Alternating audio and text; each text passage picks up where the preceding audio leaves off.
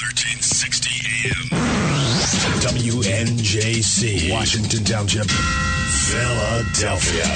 Philadelphia's Renaissance radio station. Brought to you from Forsyth Broadcasting. Or listen to us at WNJCradio.com. Hi, this is Bob Vide, owner of Bob's Little Sports Shop in Glasper, New Jersey. I've had the opportunity to travel in many foreign countries, and I've seen what happens to people when they lose their freedom. I wrote this poem. Give us freedom was the cry as they marched throughout the night. At Concord Bridge in Trenton, for freedom they would fight. To build a nation that would last with peace and liberty, it is a job that's never done if we are to be free.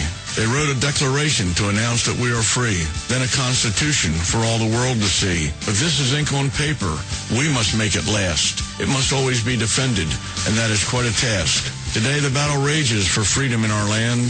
To save our Constitution, we all must take a stand. We must stand up for freedom in our actions every day, and you can stand up with us. Join the NRA. This is Bob Biden of Bob's Little Sports Shop in Glasper, New Jersey. You may call us at area code 856-881-7575 or visit us online at bobslittle.sportshop.com. What does it take to be the leader in production systems technology? To be the one company that solves production problems at any plant, for any product, and with any technology? It takes a 30-year record of success. It takes total mastery of complex technologies with a history of delivering success every time without fail. Only one company can claim that high ground in manufacturing line optimization, data automation, and systems integration, and that's Philadelphia Control Systems. In factories worldwide, Philadelphia Control Systems programs, software, and engineering solutions deliver optimal performance and output flow with a record that can't be matched. Any plant, any product, any technology. Philadelphia Control Systems, the leader in production automation since 1982. 800-335-9811. PCS4automation.com. That's PCS, the number 4, automation.com. Oh, how I'm longing for the day when I'm back at Orchid Bay, where the silver water glistens in the sun. When is the last time you raced a small boat across wide open water? Tired of snow, traffic jams, cold weather? You need a refreshing change of scenery, a world away. The Bahama Islands have vacation rental homes and apartments. Enjoy spectacular nature in the Abacos Islands. Enjoy refreshing Caribbean beauty, fishing, snorkeling, scuba, the beach. www.enjoyabaco.com. That's ABACO. Enjoyabaco.com. As I sail across the sea of Abaco, smiling 'cause I know only one more mile to go. Enjoyabaco.com. Hello, I'm Reverend Carl Kelly, and I head up the Frederick Douglass Foundation of Indiana. President Obama's attacks on the Constitution continues to be aided and abetted by one of his trusted allies in Congress, ultra-liberal Democrat Andre Caution of Indianapolis, nationally known for his infamous racial rants against the Tea Party. I want to tell you about J.D. Manier. J.D. will be a representative for the people of the 7th District. J.D. Manier is a pro-growth Reagan conservative and is co-host of the conservative Commandos Radio show. He is asking you to join his army of supporters in order to defeat Carson and go to Washington to demand special prosecutors for Benghazi, the IRS, and other scandals. J.D. is interested in what's good for the people of the 7th District, not Nancy Pelosi. He will promote strong economic growth and jobs by getting the government off the backs of the people, voting for tax cuts and slashing regulations. Help elect a pro-life defender of freedom who will strongly support Israel, vote to cut wasteful spending, and battle to repeal Obama's socialist agenda. Log on to ManierForCongress.com and donate today. That's MINIEAR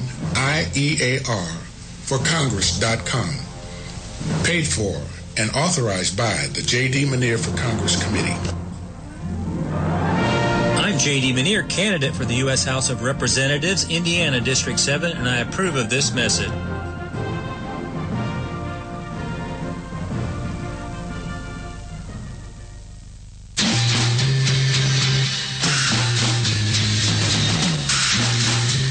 From the East Coast to the West Coast and around the world on the Internet, we're coming to you live from the CCRS studios, WNJC 1360 and WIFI 1460. This is the Conservative Commandos radio show with your host, Rick Trader. The Conservative Commandos radio show, where the newsmakers go to be heard.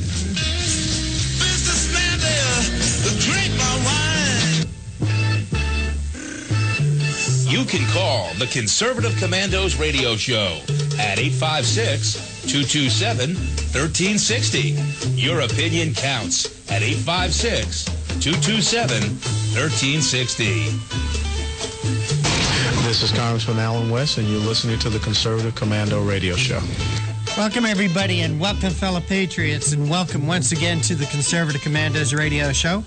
I'm Rick Trader, and I'm coming to you live from the CCRS studios, that of WNJC 1360, our flagship station in Pennsylvania, and around the world on the Internet with our new Internet broadcast partners, CPRWorldwideMedia.com, PatriotsRide.org, and VigilantLibertyRadio.us. And joining me today as my co-host, as she usually does on Thursday, but yes, this is Tuesday, so, oh well, she's here anyway, is Sharon Angle. Sharon, welcome to the Conservative Commandos radio show. Thank you so much, Rick, and if it's Tuesday or Thursday, I'm always glad to be on the radio with you. As I with you, no matter what day of the week it is, Sharon. So, Sharon, we do have a great show lined up for our listeners today. Why don't we talk a little bit about our guest? Okay, well, let's do that. First off, we've got Herbert London, and he is the president of the London Center of Policy Research and a senior fellow at the Manhattan Institute. He's going to be talking to us about a new Republican contract for 2014. Now, this should be very interesting because we had that contract with America in 1994, headed by Newt Gingrich. And, of course, with the contract, people responded to that. They elected a Republican Congress. The Congress went in. And did they keep their contract? Some say yes. Some say no. It's up for grabs. Will the people respond again to a new contract? We'll talk to Herb about that and see just what he thinks. I think he thinks, yes, that the people are ready for a new contract if those who are elected will keep their promises. And you know, Sharon, I mentioned before that maybe what we should do is when we elect these politicians and they do take office, they sign a contract, an actual contract, that if they don't do the things they say they're going to do, they can be brought to court. They can be sued for breach of contract. Well, you know, it's interesting that you would bring that up. However, it's my understanding, and I think that this is exactly what's going on, is that our congressmen, our federal elected officers, once they're elected, have a certain immunity to the laws that we're under. And I would cite things like the fellow who named Jefferson, who had the money in his freezer. And, you know, it just goes on and on. We found corruption in government where there is true lawbreaking, but bringing our federal officials to justice has been a real difficulty, and it's because they have a certain amount of immunity. That not only they have immunity, Sharon, but as you know, once they get in, they have an awful lot of power and money to behind them to stay there, and I think that's part of the problem. Oh, absolutely. So, Sharon, who else? Our guest at 4 is David Hochberg. We've had him on before. He's a policy analyst for the National Center for Public Policy Research. And we're going to be talking to him about our favorite subject, which is Obamacare and the latest numbers. Now, Obama is claiming success. He's saying it's not an issue anymore. Let's not talk about it anymore. There's no reason to talk about it. Obamacare's a success, and let's move on. So we're going to be talking to David today about that success and whether it's real or if it's just a figment of Obama's imagination or maybe his alternative reality. All right. And at 4:30 or 4:35 or roundabouts, I'm going to be speaking with Julia Seymour. She is the assistant editor for the Media Research Center's Business and Media Institute. And, oh, by the way, Sharon, I forgot to, again, wish you a happy Easter. You know, we're still in the Easter season. But I also would be wrong if I didn't also say Happy Earth Day to you, Sharon Engel, because today is like the 41st Earth Day. And in honor of that, Julia is going to talk about that with us today. Years of Hypocrisy, 5 alarmist celebrities and their double standards. So we're going to be talking about the Hollywood crowd and how they talk out of both sides of their mouth. They want us all to be riding bikes and cutting our grass with an old-fashioned push mower, but they love to live a lavish lifestyle with jets and limos and big houses with every light on. So we'll be talking with Julia Seymour about that.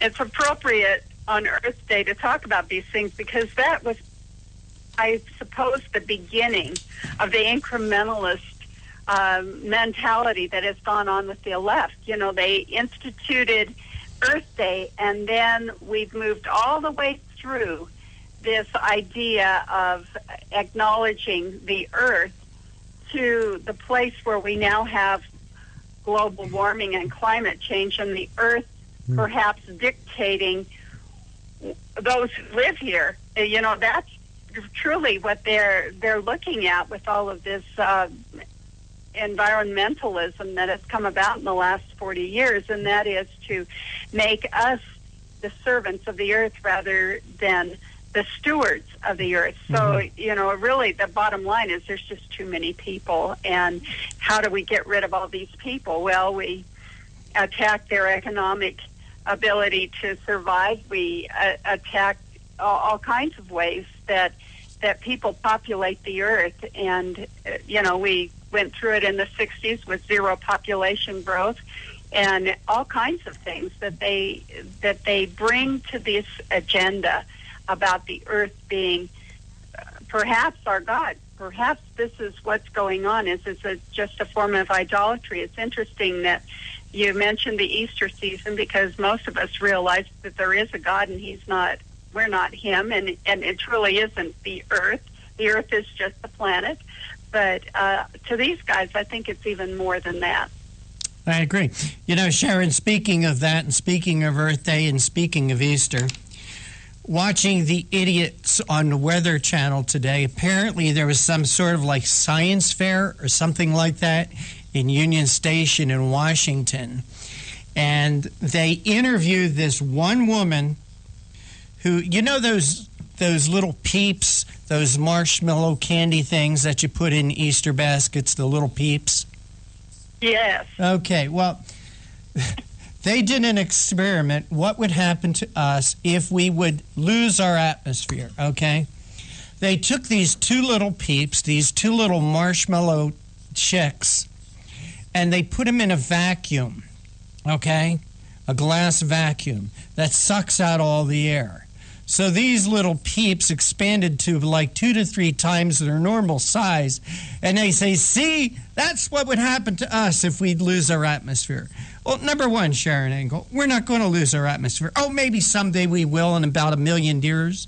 You know, we'll lose our atmosphere. It certainly will not be in our lifetime. And it certainly will not be like turning off a light switch or turning on a light switch. It's not going to happen that fast. But these idiots on the Weather Channel and these idiot environmentalists, to prove a point, took these 2 little Peeps and put them in a vacuum chamber. And that's their proof. That's their proof. That's what's going to happen to us if we lose our atmosphere. Absolutely idiotic. Certainly. Where was PETA at the time? Don't you understand about these peeps? I know they're only marshmallow animals, but isn't there some kind of an organization that will protect their rights as well? You know, you're right, Sharon. I bet if you took a stuffed animal of a kitten or a puppy and stuck pins in it, okay, I swear there'd be some organization that would have you brought up on charges. You know what I mean? I swear there would. So you're not far off, Sharon. Well, at least they would have you in for some kind of psychological evaluation. Yeah, probably. And you know, you would get all the names like animal hater, sadist, masochist. You know.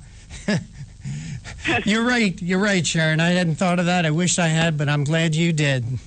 That's another reason why I enjoy working with you so much. The 1 or 2 days a week that we do work together here on the Conservative Commandos Radio show. But you're right. Some animal rights organization would certainly be all over your case about sticking pins. So I wonder, I'd like to know who's going to go after that environmentalist or alleged environmentalist down at Union Station, putting those two poor little peeps in a vacuum chamber and sucking all the air out.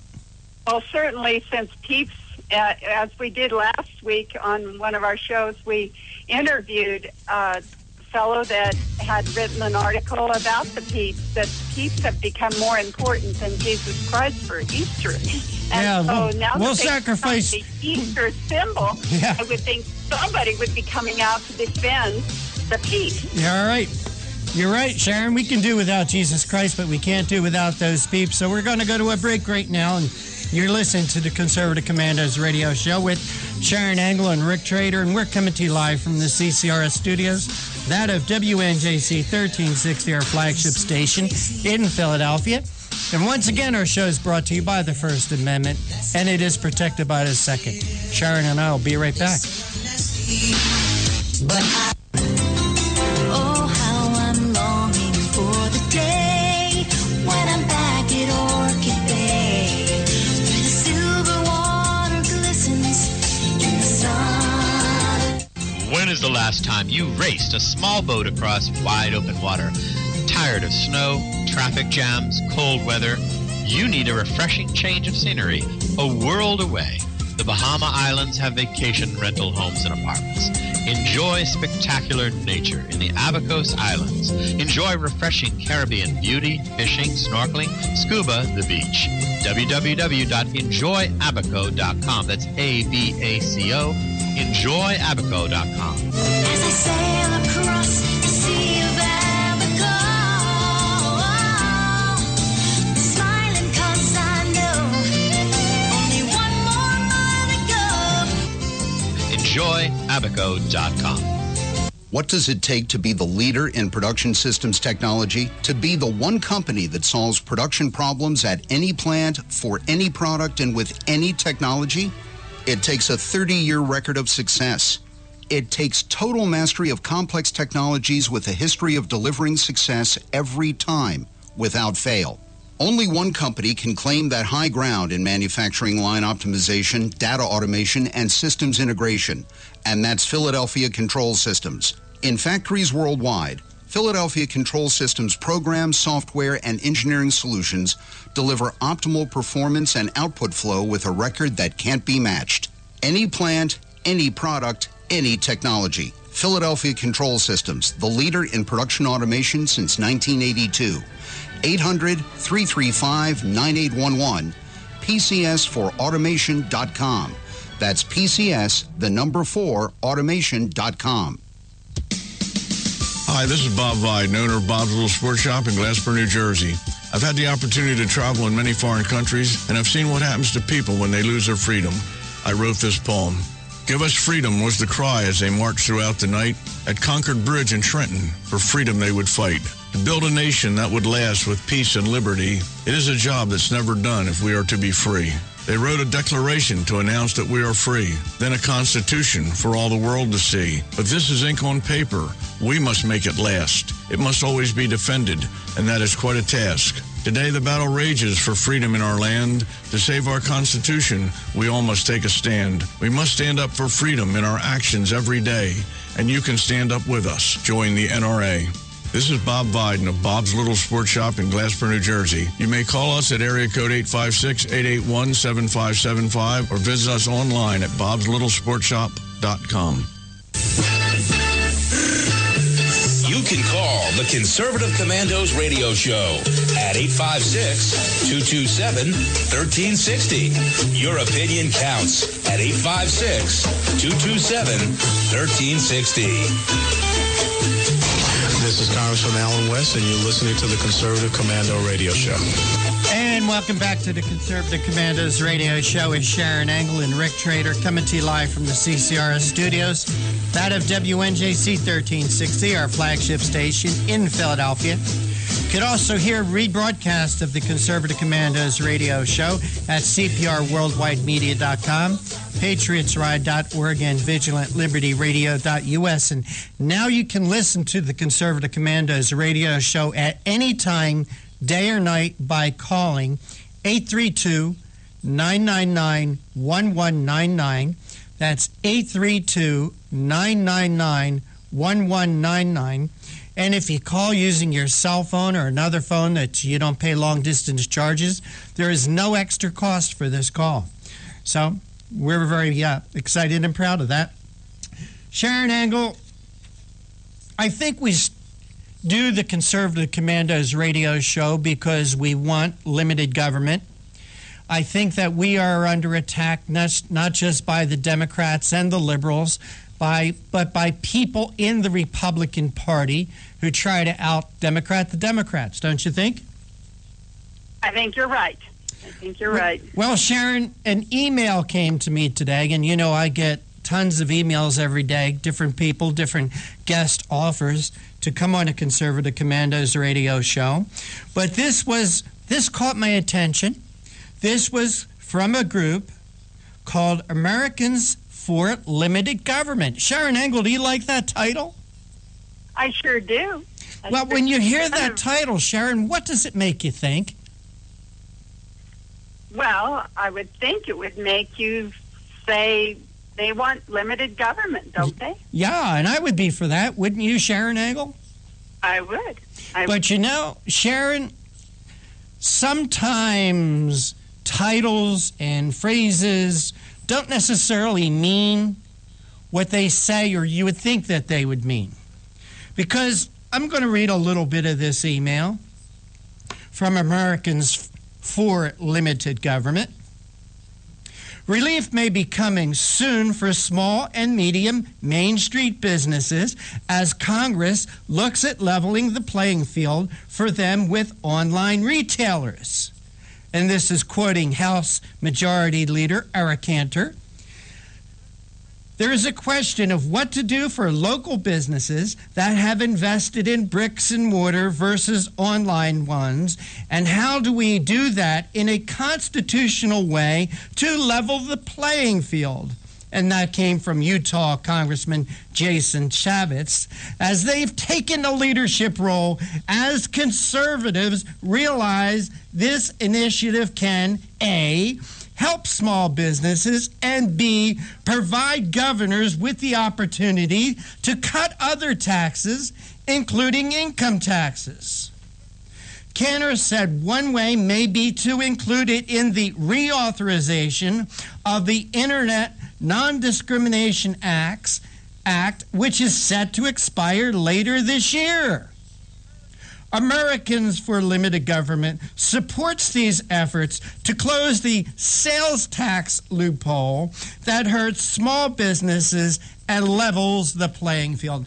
Now, Sharon Engel, what a crock of crap coming out of an organization who calls themselves Americans for Limited Government. Because what this means, Sharon Engel, in my opinion, is a sales tax on all internet transactions. What a nightmare. And that means, Sharon, let's say that you're selling something online. You are going to have to deal with about 5,600 different states, counties, municipalities, and cities that have sales taxes. And this is coming from a group called Americans for Limited Government. What this also means, Sharon Angle, is these greedy jerks out there, these politicians, want to put their hands deeper in your pockets to take more tax money from you. And, this is all in the guise of we're making it fair, Sharon Angle, to stores and businesses that have actual physical locations. The hell with the taxpayer. The hell with the taxpayer that they want more money from. And then they say, Sharon, this is going to help governors with an opportunity to cut other taxes, including income taxes. Are they kidding? Are they kidding? No taxes are going to be cut if more sales tax revenue is taken in. What a crock of crap, Sharon Angle. And this is why I say, and this is coming from Jason Chavez, a Utah congressman, and also Eric Cantor, a congressman from Virginia. And by the way, both of them are Republicans. Interesting, the messaging here. We need to be very careful. I know that these emails are fairly able to collect them, because I'm sure that that's what the bottom line of this email was: send money for fundraising for this group. So that what the email is they wanted this group, this Americans for Limited Government, what they wanted was they wanted to come on to the Conservative Commandos radio show as guests and sell this idea. They wanted us to bring their representatives to come on here to sell this idea as a great way. After all, didn't they say? They use these keywords in here. Conservatives realize that this initiative can help brick and mortar stores and also provide governors with the opportunity to cut taxes, including income taxes. Now, Sharon Angle, you know that once politicians find another revenue stream, they never end an old revenue stream. It's just absolutely not. It's just a continuation of more revenue to help themselves, their friends, their families. Right. It's never to cut spending. It's always just to finance more spending. So that's all this is all about. But it's interesting that they use our words to suck us in to supporting things that we would never support. So, what you bring out is that the name of a group does not necessarily mean what you think it means, or the words that people use do not necessarily mean what you think they mean. Reminds me of Harry Reid, who started the Tea Party in Nevada when I was running against him in 2010. He started, got a fellow, it wasn't under his name, but there was a fellow that he kind of made a deal with who started the Tea Party and got it on the ballot. And of course, all the Tea Partiers in Nevada, many of them thought, well, now we have a Tea Party on the ballot, we'll vote for the Tea Party candidate. So what it really was just another way for Harry Reid to suck conservative votes away from the conservative candidate into a pile, and it's also would have no effect. And that's kind of what goes on here. They use our words. Yeah, Sharon, there's also a group out there, Conservatives for Immigration Reform, trying to push this immigration amnesty down our throats. They think, we'll put the word conservative in there, and conservatives will think, this is what we got to follow. Well, this group, Americans for Limited Government, they put in their limited government and are trying to sell this as a good idea, conservative idea. Like I say, it's a crock of crap. It really is. So we conservatives need to be very careful when we're approached with groups like Americans for or Conservatives for immigration reform and Americans for limited government. They don't want limited government. It's just more additional government, more additional taxes. And with that, Sharon, we're going to go to a break. And you're listening to the Conservative Commandos radio show with Sharon Engel and Rick Trader, coming to you live from the CCRS studios, that of WNJC 1360, and of course around the world on the internet. And don't forget, now you can listen to the Conservative Commandos radio show anytime, day or night, by calling 832-999-1199, 832-999-1199. Call using your cell phone at no extra cost. Use your mobile minutes. There's no extra cost for this call. So please don't go away. Sharon and I will be right back with our first guest, Dr. Herbert London. That's my prerogative. They say I'm nasty, but What does it take to be the leader in production systems technology? To be the one company that solves production problems at any plant, for any product, and with any technology? It takes a 30-year record of success.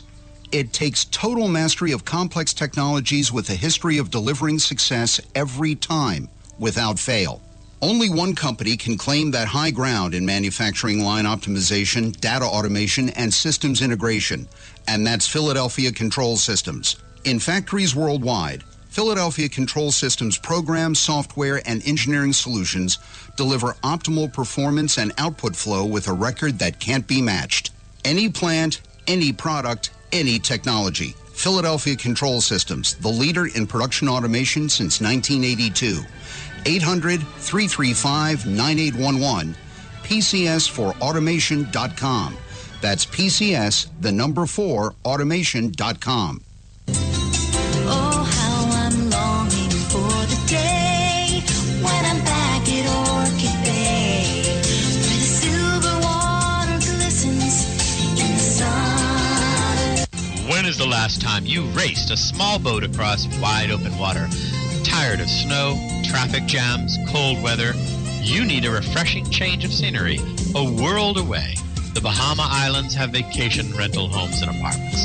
Enjoy spectacular nature in the Abacos Islands. Enjoy refreshing Caribbean beauty, fishing, snorkeling, scuba, the beach. www.enjoyabaco.com. That's ABACO. Enjoyabaco.com. As I sail across the sea of Abaco, smiling 'cause I know only one more mile to go. Enjoyabaco.com.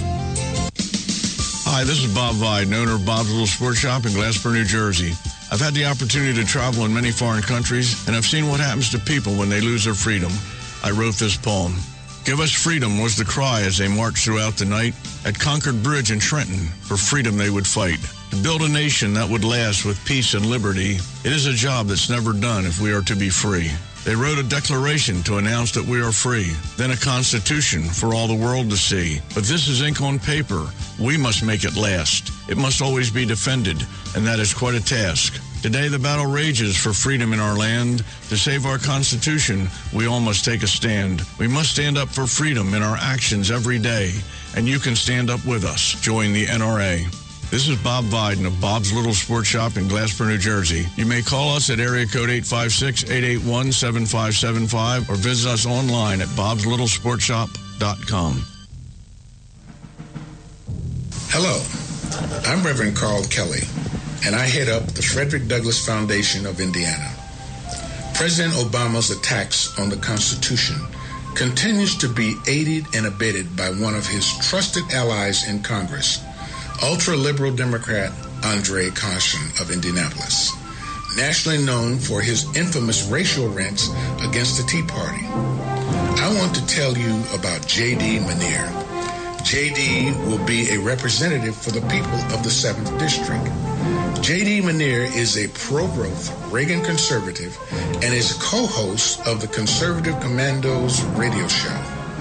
He is asking you to join his army of supporters in order to defeat Carson and go to Washington to demand special prosecutors for Benghazi, the IRS, and other scandals. JD is interested in what's good for the people of the 7th District, not Nancy Pelosi. He will promote strong economic growth and jobs by getting the government off the backs of the people, voting for tax cuts and slashing regulations. Help elect a pro-life defender of freedom who will strongly support Israel, vote to cut wasteful spending, and battle to repeal Obama's socialist agenda. Log on to MinierForCongress.com and donate today. That's MINIEAR for Congress.com. Paid for and authorized by the J.D. Minier for Congress Committee. I'm J.D. Minier, candidate for the U.S. House of Representatives, Indiana District 7, and I approve of this message.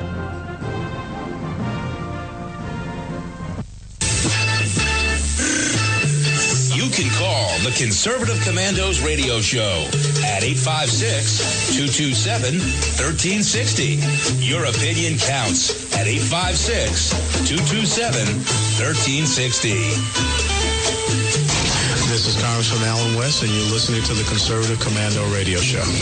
And welcome back to the Conservative Commandos Radio Show with Sharon Engel and Rick Trader, coming to you live from the CCRS studios. That of WNJC 1360 in Philadelphia, our flagship station, and around the world on the internet via our internet broadcast partners, CPRWorldwideMedia.com, PatriotsRide.org, and VigilantLibertyRadio.us. And Sharon Engel, we do have our first guest with us, and will you please make the introduction? Yes, Dr. Herbert London is the president of the London Center of Policy Research and senior fellow at the Manhattan Institute. Dr. London is a noted social whose work has appeared in every major newspaper and journal in the country, including such diverse publications as Commentary, National Review, American Spectator, Wall Street Journal, Fortune, Washington Times, New York Magazine, New York Times, Christian Science Monitor, Modern Age, Los Angeles Times, Washington Post, Orbis, Encounter, Forbes, and the New Criterion. He's the author and editor of 27 books and 3 plays. He is a co-author of a recently released book. Welcome, Herb, to Conservative Commandos Radio Show. Well, it's a pleasure to be with you. It's always our pleasure to have you. You wrote an article about a new Republican contract for 2014, and you mentioned that back in 1994, Newt Gingrich came out with a bold new contract, and your article suggests that perhaps we need to revive that idea. You talked about the 8 specific reforms that Newt Gingrich and his colleagues brought out in that contract with America. So I want you to talk a little bit about what you think the contract with America should look like this time. Well, there are several things that I think are very important. Number one, I think the Republicans are making an error in thinking that Obamacare is going to win the election for them. There's no question Obamacare has generated an awful lot of negative sentiment in the country, but it's one issue, and obviously the Democrats are going to swing that in every conceivable way in order to gain a victory in 2014. My feeling is that there are a number of issues that have to be addressed.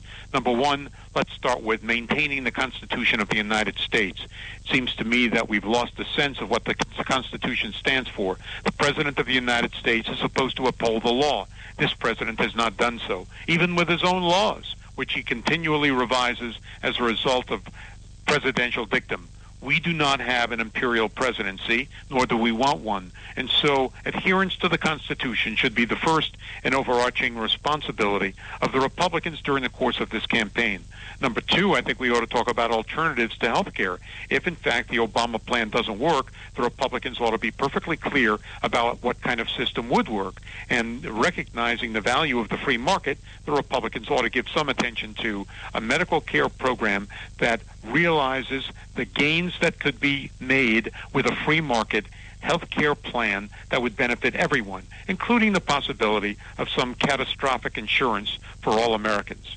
And then, three, I think it's very important to point out the dangers that we are now facing on the foreign policy front. I will not forget Benghazi, when the Secretary of State of the United States said, what difference does it make? That was alarming to me because it suggests that the lives of 4 Americans are inconsequential, that 4 people who in the service of this country lost their lives. It doesn't make any difference. Well, it makes a lot of difference to most Americans, including yours truly, and I don't think that we should lose sight of that. We have lost a sense of what kind of role the United States has played in foreign policy and the kind of role that we should be playing in foreign policy. We have abandoned the foreign policy positions in the post-World War II period, and in return we've created an international vacuum that has led to a very dangerous state of affairs. I just came back from Egypt, and if you were to ask people in Egypt, what do you think about President Obama? They would say a President Obama who supported the Muslim Brotherhood in our country, a President Obama who supported Morsi, when in fact 33 million people were out on the streets demonstrating against Morsi, and still the American government refuses to acknowledge the legitimacy of this new government. This is bizarre. And not only is it bizarre, but it's leading to a dangerous state of affairs where there are many people in the Middle East who no longer believe that the United States can be counted on. Moreover, you're now seeing the possibility of nuclear proliferation, due in no small part to the rapprochement that the United States is engaging in with Iran. And so there are tectonic changes occurring in the Middle East, in large part because of an inept, largely misguided American foreign policy. And that should be stated by the Republicans as well. So there you have an agenda. It's an agenda with an alternative on health care. It's an agenda about Benghazi. It's an agenda about the IRS and what I regard as the illegal behavior of this presidency. And it's an agenda that deals with American foreign policy. The Republicans can put all of this together in what I would call the contract for 2014, a contract that will awaken Americans to the conditions that we are now facing as a people and to the conditions that need improvement. And the Republicans are there to say, we represent an alternative. It's not enough to simply rest on your laurels and assume that the country is so angry about Obamacare that it will not consider any other arguments. The Americans are not that ignorant. Americans understand that there's a need for some sort of fundamental reappraisal of where we stand as a people, with the policies that we have, and with the kind of government we have. Sorry to go on ranting like this. Please excuse me. No, actually, that's why we had you on the show, because we wanted you to rant a bit about your article. And I guess I'm surprised that there's only 3 issues that you feel like we should really. Oh, no. There are many more than 3 issues. I've mentioned 5 issues to you, so it's not 3 issues. I mean, I can talk about the IRS. Everyone pays taxes, and everyone assumes that the taxes in the United States through the Internal Revenue Service are going to be conducted in a reasonable and fair way. Whoever thought that that would be thoroughly politicized, with conservative groups not really having an opportunity to get tax-exempt status? Who would have dreamed that something like that could happen in America? That's an issue for you, and that is one issue. Benghazi, that I mentioned, is 2. Foreign policy in the United States and the role that we are playing, or lack thereof, is 3. The reliance on the Constitution and the role that the Constitution plays is 4.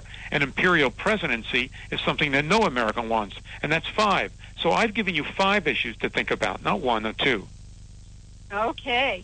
Well, I know that the 8 that Newt had, you.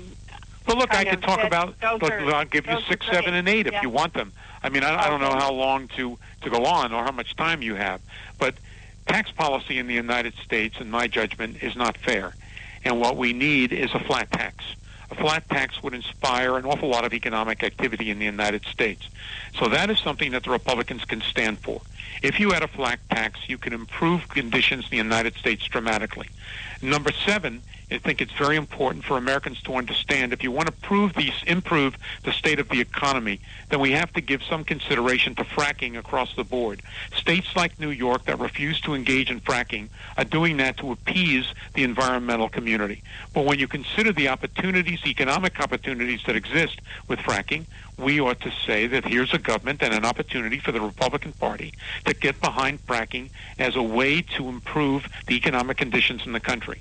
And number 8, I think it's important for Americans to understand that the state of the American economy, the unemployment rate, has remained fairly static, somewhere between 6.5% and 7%, with roughly 16 to 17% who are now permanently part of the unemployed and no longer seeking employment. We can do an awful lot to create jobs by, number 1, creating an environment where taxes are lower, where businesses are given incentives and where we put ourselves in the position where we take advantage of the great opportunities that exist for innovation and for changing the kind of technical environment that we presently have. So there are 8 issues for you. I can give you more if you want them. But the point that I'm making is that the Republican parties have a unique opportunity, and that opportunity is to take advantage of not only the Obamacare issue, which is important, but to take advantage of the many ways in which the Obama administration had demonstrated its ineptitude and its inability to shape the future of this country in a desirable direction. So you haven't really written out a new contract. You're just suggesting that they expand the approach that they're taking? Well, if you read the article that I made, that you made reference to at the top of this program, I did spell out in that article the 10 contract ideas that I think are most important. Some of them have come through in this conversation.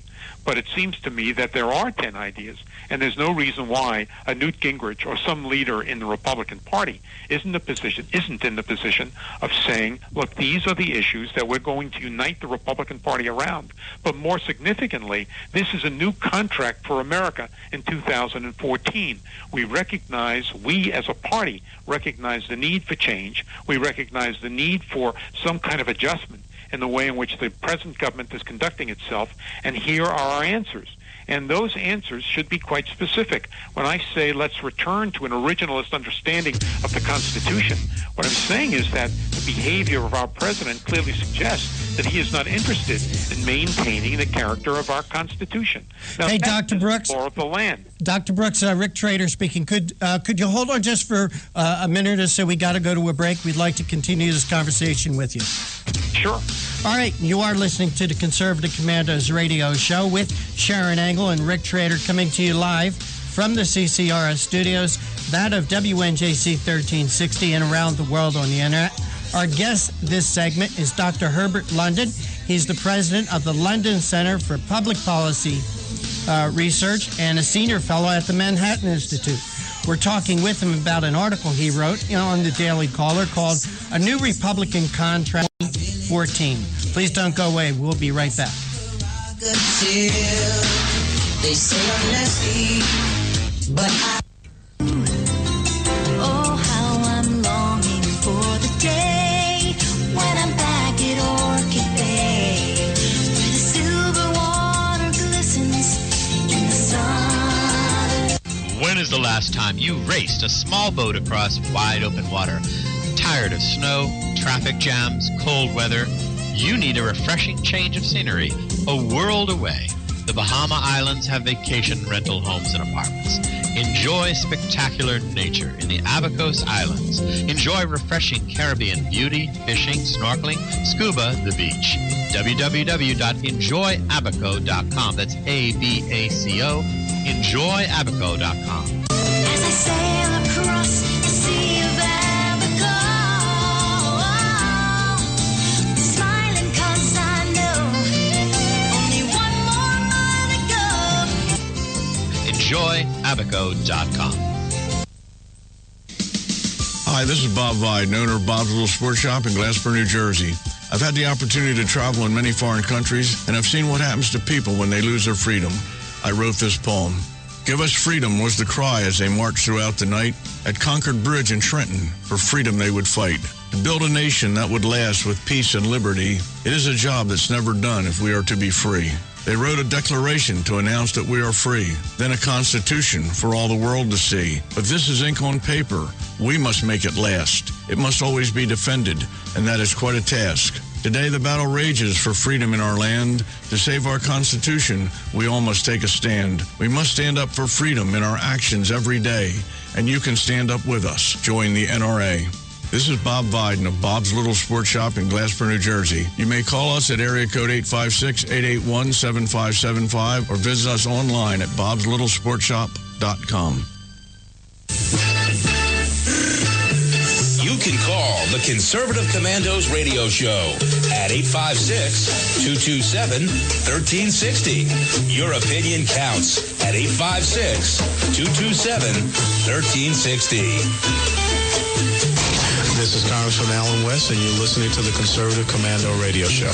Welcome back to the Conservative Commandos Radio Show with Sharon Angle and Rick Trader. And Our guest this segment is Dr. Herbert London. He's the president of the London Center for Policy Research and a senior fellow at the Manhattan Institute. Dr. London, thanks for holding through the break. We appreciate your time. We should also mention that you're the co-author of a recently released book, The Sunni Vanguard: Can Egypt, Turkey, and Saudi Arabia Survive in the New Middle East? And Dr. London, we're talking with you about your proposal for a new Republican contract for 2014. You have a lot of great points on here.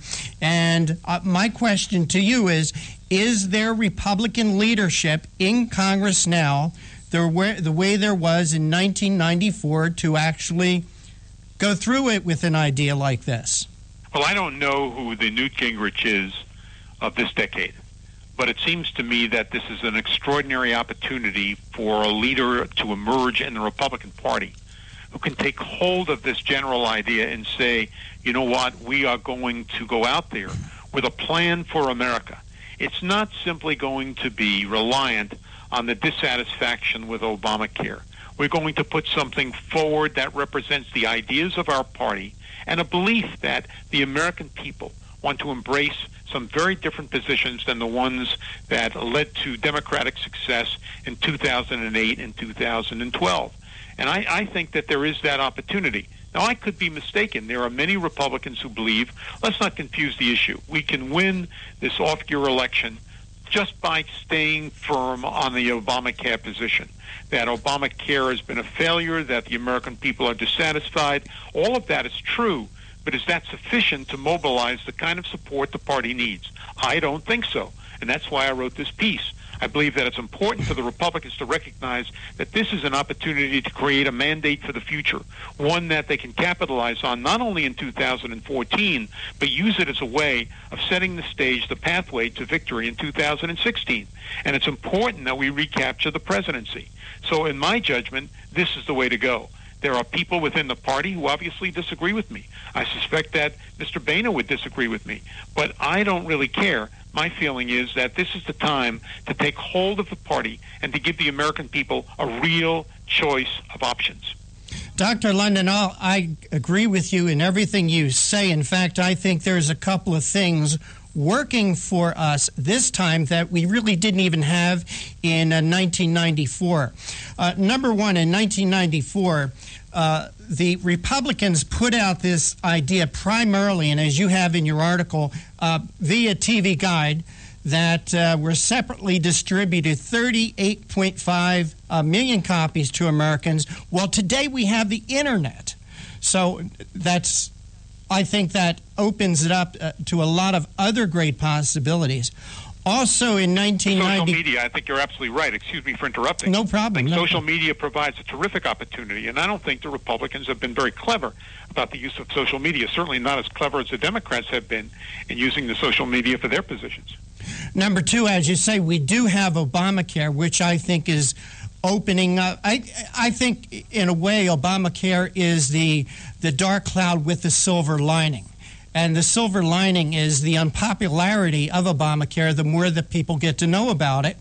And also something that we don't have now that we had in 1994 is, in 1994 we had a president by the name of Bill Clinton who heard, I believe, the 1994 elections and adjusted his thinking and his policies. He was the one who said after 1994, the days of big government are over. This time we have Barack Obama in the White House, who I don't think is capable or willing to change gears. Well, I think you make a very good point. I mean, triangulation was clearly a part of the Clinton administration's views of the world after 1994. He learned an important lesson, and that was one of the reasons why the most important piece of legislation that came out of the Clinton years occurred during that time. It was Republican leadership, but the president did sign off on it, and that was the Welfare Reform Act, which was exceedingly important and occurred immediately after the 94 elections. And I think that you're quite right. Obama is far more arrogant, far more set in his ways, far more intractable than Bill Clinton. The consequence of that is that this represents an interesting opportunity for the Republican Party. But as I said, we cannot let so many of the scandals in this administration be overlooked simply because Obamacare is featured in our program. We've got to say something about the IRS, and we certainly have to say something about Benghazi. If you just say to the average person, that is John and Mary Q. Public, on the streets of the United States, that you know something, 4 Americans lost their lives because we refused to consider the request for reinforcement of our embassy in Libya. I mean, people say, what do you mean we didn't honor that request? What do you mean we lost 4 Americans? People do not understand, do not read about foreign policy, do not understand what happened to our ambassador and the 3 young Americans who were defending his life at the moment of a real trial.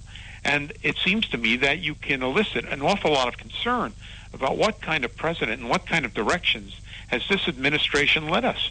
Do we have no concern at all for fellow Americans?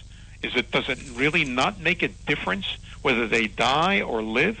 I mean, here you have one of the most fundamental questions about American life that I think should be considered by the American people. And by and large, what the Democrats have done is kind of push this under the carpet so that no one can see the reality. Well, I think we have an obligation to discuss that reality. It is very much a part of the political agenda.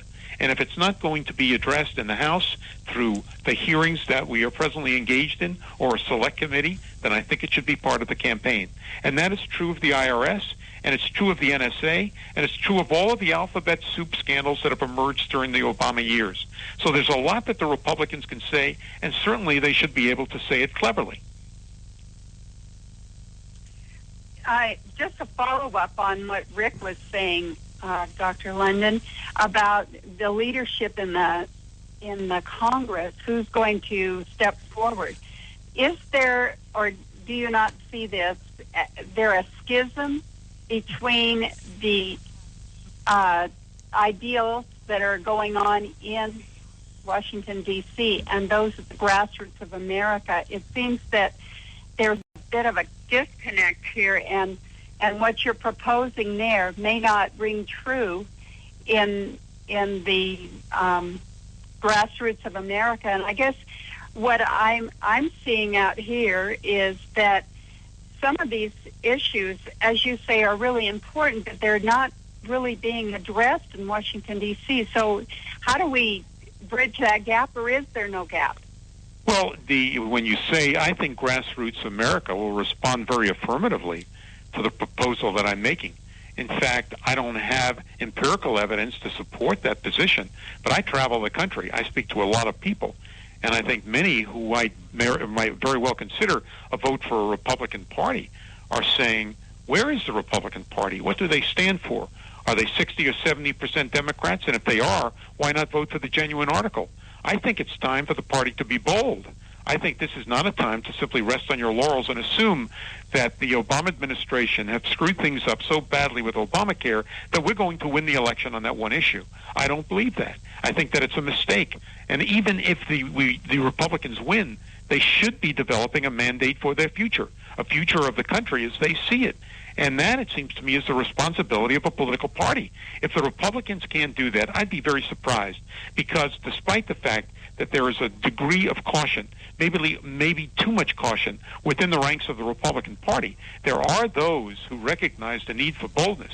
There are many interesting congressmen in this country on the Republican side who I think could provide that kind of leadership.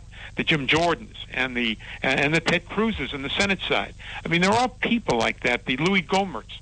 There are people like that who recognize the fact that this country does need the kind of leadership that the Republican Party can provide. And I can assure you that there will be a very, very significant response on the part of the voting public. They are looking for answers. Anytime you sit down, and I'm sure in your radio program you've had people who've called in and said, you know, what is this party? I believe in the Republicans. What do they stand for? What does the party really believe?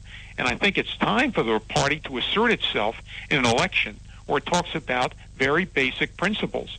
And those principles, I think, are brought to the fore because of so many of the mistakes and what I regard as ineptitude of this administration.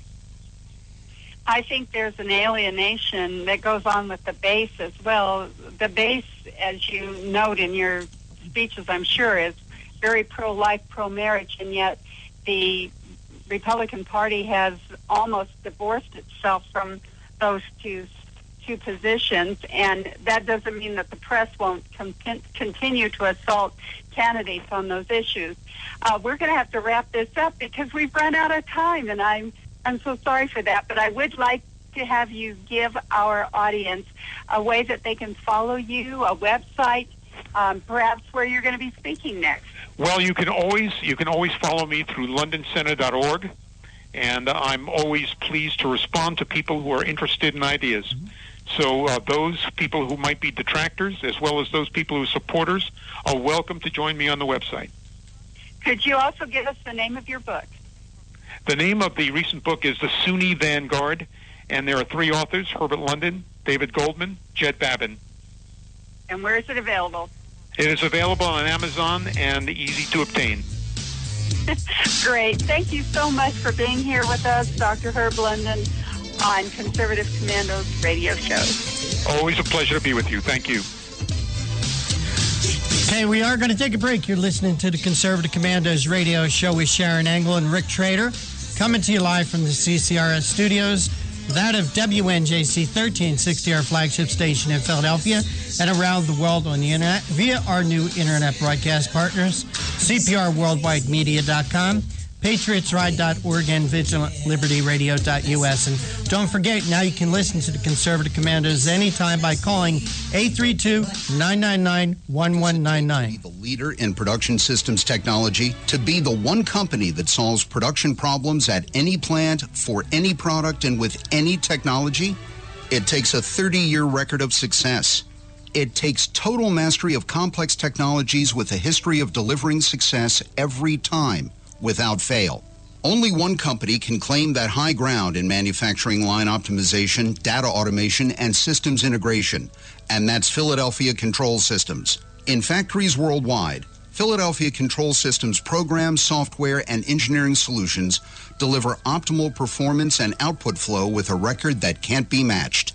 Any plant, any product, any technology. Philadelphia Control Systems, the leader in production automation since 1982. 800-335-9811, PCS4automation.com. That's PCS, the number 4, automation.com. Oh, how I'm longing for the day when I'm back at Orchid Bay, where the silver water glistens in the sun. When is the last time you raced a small boat across wide open water? Tired of snow, traffic jams, cold weather? You need a refreshing change of scenery, a world away. The Bahama Islands have vacation rental homes and apartments. Enjoy spectacular nature in the Abacos Islands. Enjoy refreshing Caribbean beauty, fishing, snorkeling, scuba, the beach. www.enjoyabaco.com. That's ABACO. Enjoyabaco.com. As I sail across the sea of Abaco, smiling 'cause I know only one more mile to go. Enjoyabaco.com. Hi, this is Bob Vide, owner of Bob's Little Sports Shop in Glasper, New Jersey. I've had the opportunity to travel in many foreign countries, and I've seen what happens to people when they lose their freedom. I wrote this poem. Give us freedom was the cry as they marched throughout the night. At Concord Bridge in Trenton, for freedom they would fight. To build a nation that would last with peace and liberty, it is a job that's never done if we are to be free. They wrote a declaration to announce that we are free, then a constitution for all the world to see. But this is ink on paper. We must make it last. It must always be defended, and that is quite a task. Today the battle rages for freedom in our land. To save our Constitution, we all must take a stand. We must stand up for freedom in our actions every day, and you can stand up with us. Join the NRA.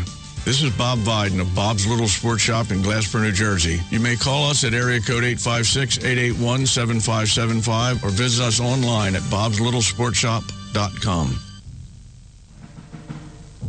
Hello, I'm Reverend Carl Kelly, and I head up the Frederick Douglass Foundation of Indiana. President Obama's attacks on the Constitution continues to be aided and abetted by one of his trusted allies in Congress, ultra-liberal Democrat Andre Carson of Indianapolis, nationally known for his infamous racial rants against the Tea Party. I want to tell you about J.D. Manier. J.D. will be a representative for the people of the 7th District. J.D. Manier is a pro-growth Reagan conservative and is co-host of the Conservative Commandos Radio Show. He is asking you to join his army of supporters in order to defeat Carson and go to Washington to demand special prosecutors for Benghazi, the IRS, and other scandals. J.D. is interested in what's good for the people of the 7th District, not Nancy Pelosi. He will promote strong economic growth and jobs by getting the government off the backs of the people, voting for tax cuts and slashing regulations. Help elect a pro-life defender of freedom who will strongly support Israel, vote to cut wasteful spending, and battle to repeal Obama's socialist agenda. Log on to ManierForCongress.com and donate today. That's MINIEAR for Congress.com. Paid for and authorized by the J.D. Manier for Congress Committee. I'm J.D. Manier, candidate for the U.S. House of Representatives, Indiana District 7, and I approve of this message.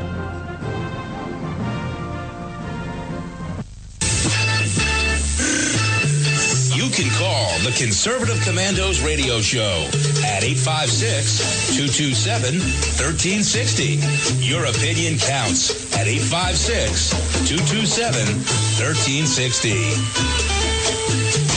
This is Congressman Alan West, and you're listening to the Conservative Commando Radio Show. And welcome back to the Conservative Commandos Radio Show with Sharon Engel and Rick Trader, coming to you from the CCRS studios, that of WNJC 1360, and around the world on the internet. You can hear rebroadcast of our shows at CPRWorldwideMedia.com, 5 p.m. Eastern Time, and also VigilantLibertyRadio.us. And now you can listen to our show anytime, day or night, by calling 832-999-1199. Call using your cell phone. There's no extra cost for this call. And Sharon Engel, with that, we do have our next guest with us, and the honor of the introduction is yours. Yes, David Hochberg has been on Conservative Commandos Radio Show many times. He is the healthcare policy analyst for the National Center for Public Policy Research. Previously, Dr. Hochberg was a Washington correspondent for Investors Business Daily, specializing in his coverage of healthcare and Medicare. Prior to IBD, he worked as a policy analyst studying healthcare and other issues for various think tanks, including the National Center for Public Policy Research, and for the Office of Representative Jeff Fortenberry. Dr. Hochberg is working on a book entitled Medicare's Victims, How the U.S. Government's Largest Healthcare System Harms Patients and Impairs Physicians. Dr. Hochberg, welcome back to Conservative Commandos Radio Show. Well, thank you for having me. It's always our pleasure. We've been looking at an article from the Federalist that you wrote, and you discussed the president's victory dance. I thought that was a great analogy. The president's victory dance over his claim that the exchanges are a great success since they've now reached 8 million. But in your article, you talk about how these numbers are really bogus. Could you get into a little bit about how this victory dance is really no victory? Well, sure. I mean, I think this, the victory dance, or some people have called it a victory lap, that he took when the exchanges reached about 8 million in enrollment, is going to come back to haunt him, particularly because that 8 million number really is going to shrink over the coming months, and the president probably knows this. And he really should have, said something like, look, this number will not be the final enrollment number, but, we're off to a good start. Something to sort of, insulate himself from what will be, I think a lot of criticism coming his way when the number does shrink. But At any rate, let's talk about that 8 million number, because it's important to understand why it isn't going to remain at 8 million. For starters, they're simply the people who have not paid their first premium. And insurers don't consider you enrolled for obvious reasons until you start paying premiums. The New York Times estimated that somewhere in the neighborhood of about 20% of people who are on the exchanges have not paid their first premium. So, apply that to 8 million and you're already down to, I think, under 7 million people who are on the exchanges. Just the other day, we got word from Georgia for people who had signed up in Georgia on the federal exchange that about 50% of them have not paid their first premium. Now, I don't know if Georgia is an aberration or if it's a warning sign of things to come, but, it does make you wonder if, even 20% might be too low. But then there are other reasons why people are going to leave the exchanges. One is that some people will get a job that offers employer-based coverage, and they will take that, in which case they're going to leave the exchange. And other people will probably see their incomes decline, and they will leave the exchange and go on to Medicaid. The University of California at Berkeley, their labor center, recently did an analysis of the California exchange, looking at some of these factors and how it would impact covered California. And they estimated that of the people who are currently on the exchange, that only about just under 60% of them would still be on the exchange, the California exchange, by the end of the year. Again, because of people leaving for employer-based coverage, Medicaid, and so forth. Well, assuming that those factors are not limited to California, that they're going to play out nationwide, the number. 60% or so of 8 million is, well under 5 million. It's somewhere in the neighborhood of 4.5 to 4.6 million. Now, I'm not saying that that's what the final number of the exchange enrollment's going to be. I mean, it would be foolhardy at this point to try to predict what that number would be. All I'm saying is there's a lot of factors in play. That number is going to shrink over time. And I suspect what's going to happen is that every time that number shrinks and news leaks out about it, the media may hark back to, the president's press conference, his victory dance. For a public that doesn't seem to trust Obama on health care already, each time that news leaks out, it's probably going to lead to an even slightly greater erosion of trust for the president. And then, every time that happens, it's just going to give fodder to his opponents to attack him and say, again, Obamacare is not working as the president promised. So really, in the end, I think it's kind of a Pyrrhic victory for him. Well, he seems to disregard the problems. He's declared victory. He's moved on. He wants us to move on. And yet, you cited the ones that have not paid their premiums. But here in Nevada, we have fellows like Larry Basich who actually paid his premium and now finds he's uninsured and has a bill of $407,000. So what does he say about that kind of thing? Oh, I don't think. I think the strategy here has just been to largely ignore it as much as you can. The administration has just been one font of story after story of people who are going on the exchange and are just so grateful that they've gotten insurance. And don't get me wrong, out of 8 million people, there are certainly some people who have benefited by going on the exchange. I wouldn't deny that. But there's we have the somewhere between 5 to 6 million people who lost their insurance last year. There's the Larry Basich type of stories. There's a number of people who've gone on the exchanges and have been shocked to find the out-of-pocket costs, the cost sharing being so high. And now there's this new term called medically homeless, which refers to people who have exchange plans that have these networks of doctors and hospitals that are so narrow. The pejorative term now is skinny network. That they can't find a doctor who will take their insurance. There was been a couple articles about this recently in California, and just today, news came out of Washington State that the insurance commissioner there is actually thinking of. He's actually proposed some regulations to try to tamp down on insurers that, as far as he's concerned, don't offer adequate networks in their plans. Of course, what that's going to lead to is it's going to lead to higher. One thing it's going to end up leading to is higher premium costs, because the only way insurers can expand networks is to offer higher reimbursement rates to physicians and hospitals to sort of entice them into their networks. And of course, the only way you can pay for that is to charge people higher premiums. So one of the things about Obamacare is that it becomes something of sort of this whack-a-mole type of game, where you're trying to tamp down on one problem, skinny networks, and another problem, higher insurance premiums, pop up. With regard to what President Obama says about these things, so far he has largely ignored them. But as we're beginning to see out of Washington State, apparently enough people with these plans, these skinny network plans, are upset about them that it's beginning to make regulators and politicians there somewhat nervous. Again, I don't know if Washington's is an aberration or if it's a warning sign, but I'm willing to bet that it's, at least in this case, it's the latter.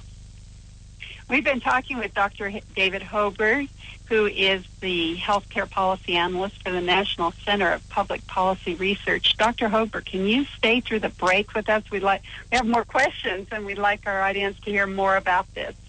Oh, absolutely.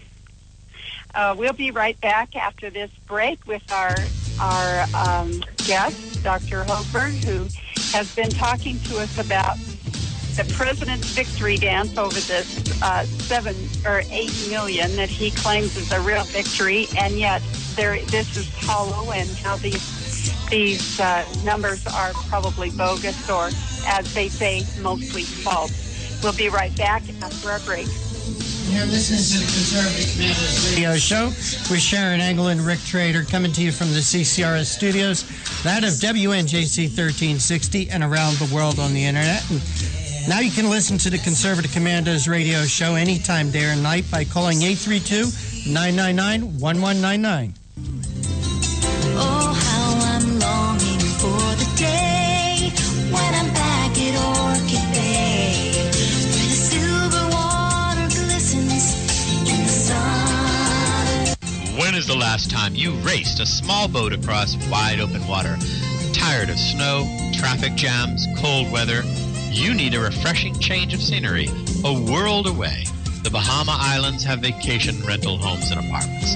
Enjoy spectacular nature in the Abacos Islands. Enjoy refreshing Caribbean beauty, fishing, snorkeling, scuba, the beach. www.enjoyabaco.com. That's ABACO. Enjoyabaco.com. As I sail across the sea of Abaco, smiling 'cause I know only one more mile to go. Enjoyabaco.com. Hi, this is Bob Viden, owner of Bob's Little Sports Shop in Glassboro, New Jersey. I've had the opportunity to travel in many foreign countries, and I've seen what happens to people when they lose their freedom. I wrote this poem. Give us freedom was the cry as they marched throughout the night. At Concord Bridge in Trenton, for freedom they would fight. To build a nation that would last with peace and liberty, it is a job that's never done if we are to be free.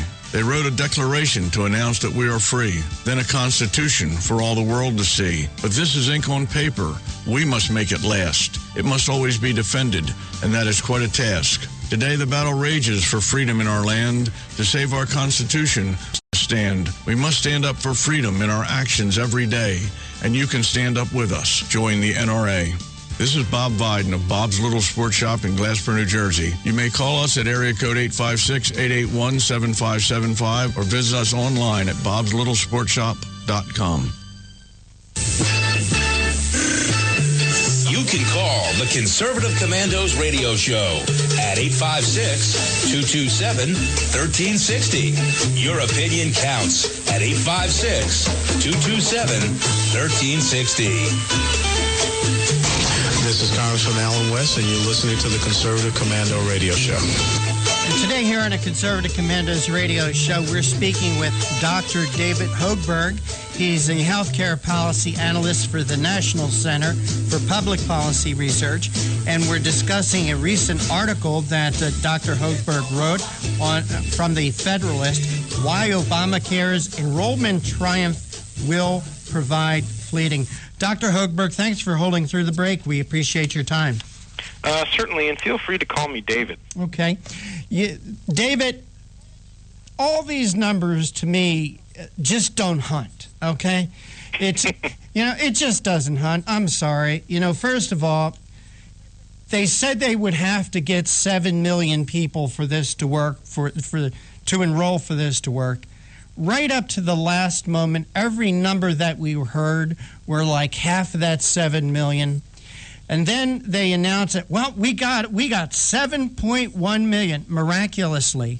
That's the only projection that this administration has gotten correctly in 5 years. It just absolutely hit their mark.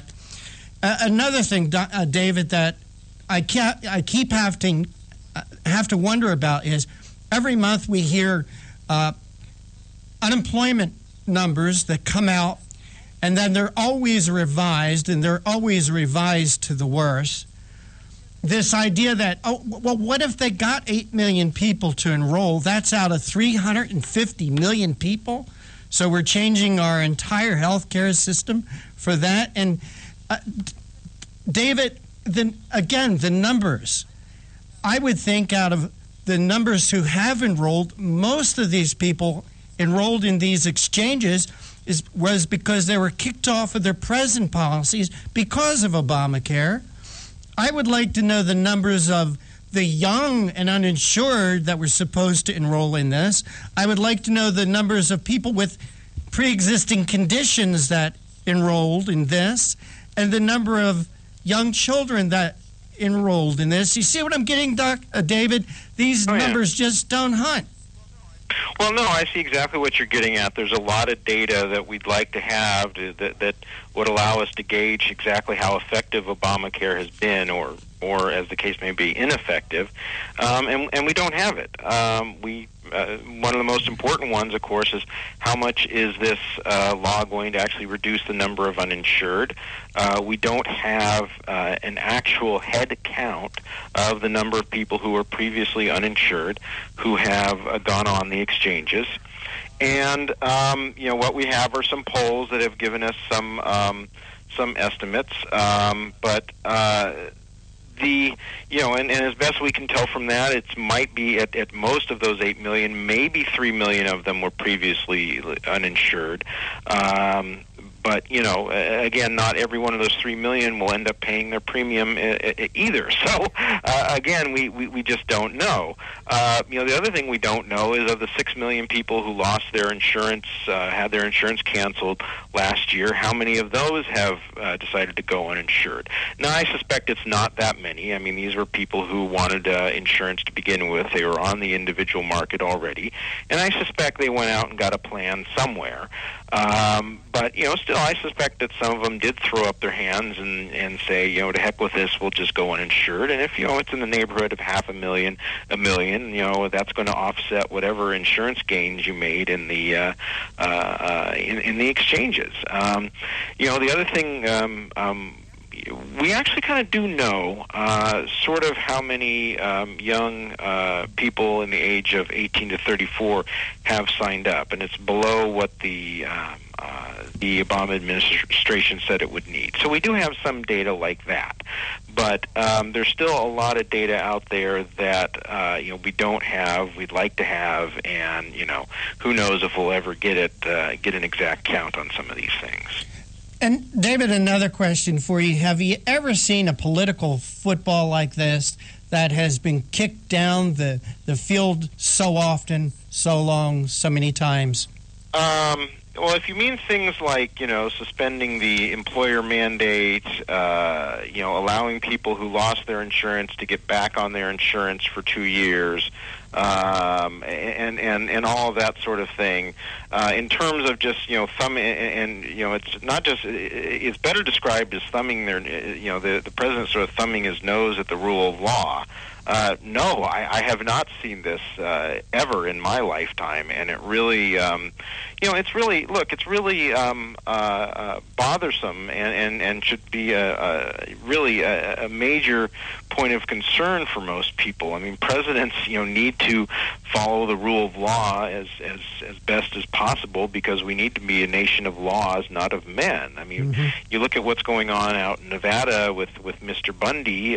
Look, I'm not sure he has a legal leg to stand on, but why should he when the president of the United States is not following the rule of law? I mean, I think you're beginning to see the breakdown of the rule of law, seep into the average common person, and at least you can say about Mr. Bundy is, at the very least, you might be able to say he's trying to preserve his livelihood.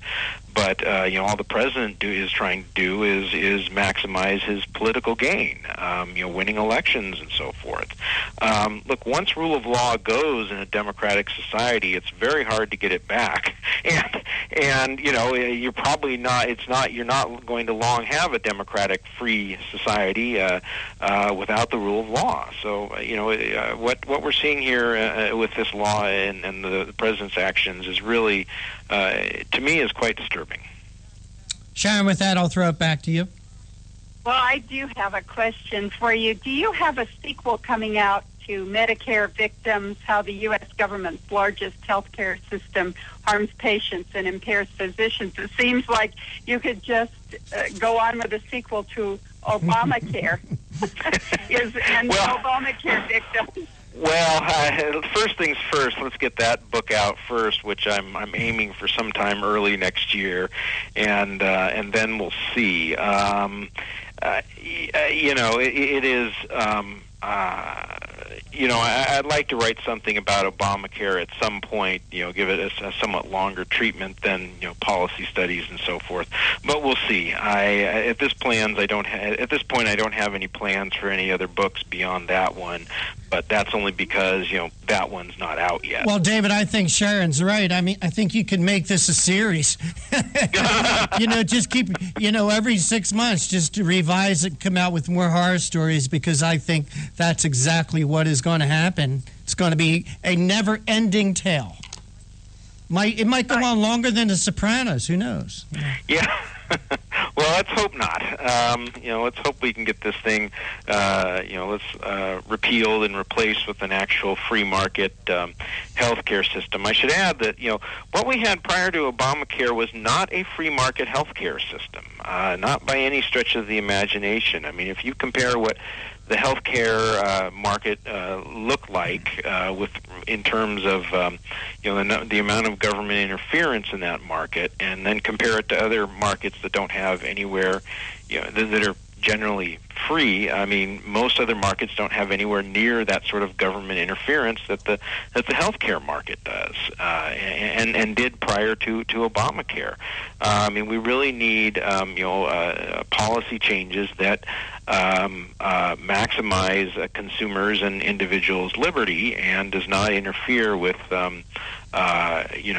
individuals being able to contract with insurance companies, with doctors, with physicians, with hospitals, and so forth. Just overturning Obamacare is not good enough, because that's just going to lead us back to the problems that built up and eventually got us Obamacare.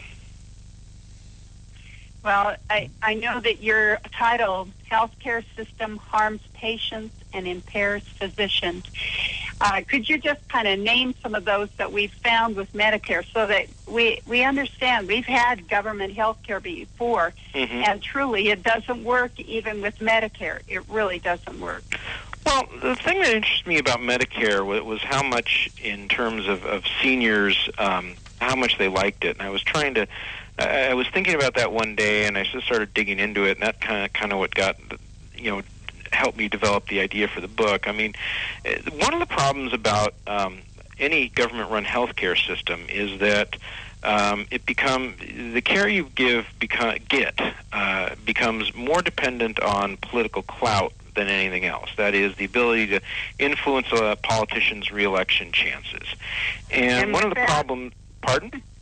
Oh, I was going to say, with that, we've run out of time. I'm so sorry, David. Could you give us a website so we can follow your thinking on this whole idea of government health care? Sure. Our National Center's website is just nationalcenter.org, and I write regularly about healthcare at conservativeblog.org. Thank you so much again, David, for being our guest here on Conservative Radio Show. Well, thank you for having me. All right, we are going to take a break. You're listening to the Conservative Commandos Radio Show with Sharon Engel and Rick Trader, coming to you live from the CCRS studios, that of WNJC 1360, our flagship station in Philadelphia, and around the world on the internet with our new internet broadcast partners, CPRWorldwideMedia.com, PatriotsRide.org, and VigilantLibertyRadio.us. And you can now listen to the Conservative Commandos Radio Show anytime, day or night, by calling 832-999-1199. We'll be right back. What does it take to be the leader in production systems technology? To be the one company that solves production problems at any plant, for any product, and with any technology? It takes a 30-year record of success. It takes total mastery of complex technologies with a history of delivering success every time, without fail. Only one company can claim that high ground in manufacturing line optimization, data automation, and systems integration, and that's Philadelphia Control Systems. In factories worldwide, Philadelphia Control Systems programs, software, and engineering solutions deliver optimal performance and output flow with a record that can't be matched. Any plant, any product, any technology. Philadelphia Control Systems, the leader in production automation since 1982. 800-335-9811, PCS4automation.com. That's PCS, the number 4, automation.com. Oh, how I'm longing for the day when I'm back at Orchid Bay, where the silver water glistens in the sun. When is the last time you raced a small boat across wide open water? Tired of snow, traffic jams, cold weather? You need a refreshing change of scenery, a world away. The Bahama Islands have vacation rental homes and apartments. Enjoy spectacular nature in the Abacos Islands. Enjoy refreshing Caribbean beauty, fishing, snorkeling, scuba, the beach. www.enjoyabaco.com. That's ABACO. Enjoyabaco.com. As I sail across the sea of Abaco, smiling 'cause I know only one more mile to go. Enjoyabaco.com. Hi, this is Bob Viden, owner of Bob's Little Sports Shop in Glassboro, New Jersey. I've had the opportunity to travel in many foreign countries, and I've seen what happens to people when they lose their freedom. I wrote this poem. Give us freedom was the cry as they marched throughout the night. At Concord Bridge in Trenton, for freedom they would fight. To build a nation that would last with peace and liberty, it is a job that's never done if we are to be free. They wrote a declaration to announce that we are free, then a constitution for all the world to see. But this is ink on paper. We must make it last. It must always be defended, and that is quite a task. Today, the battle rages for freedom in our land. To save our Constitution, we all must take a stand. We must stand up for freedom in our actions every day, and you can stand up with us. Join the NRA. This is Bob Viden of Bob's Little Sports Shop in Glassboro, New Jersey. You may call us at area code 856-881-7575 or visit us online at bobslittlesportshop.com. Hello, I'm Reverend Carl Kelly, and I head up the Frederick Douglass Foundation of Indiana.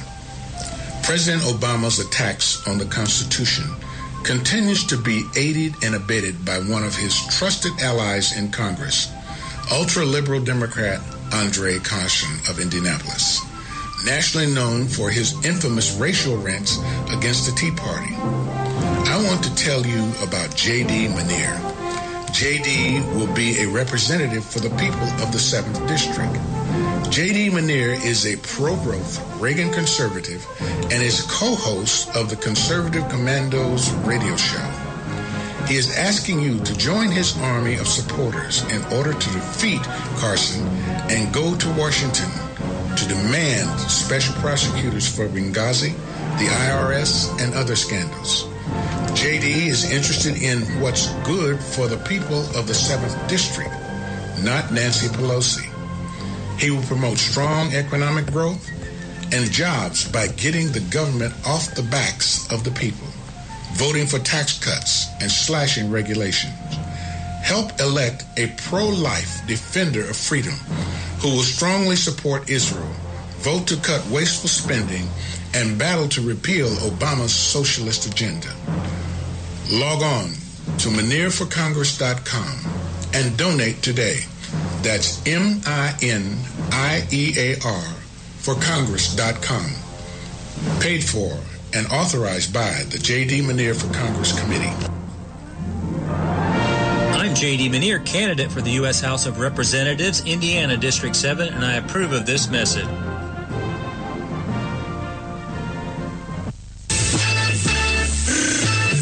You can call the Conservative Commandos Radio Show at 856-227-1360. Your opinion counts at 856-227-1360. This is Congressman Alan West, and you're listening to the Conservative Commando Radio Show.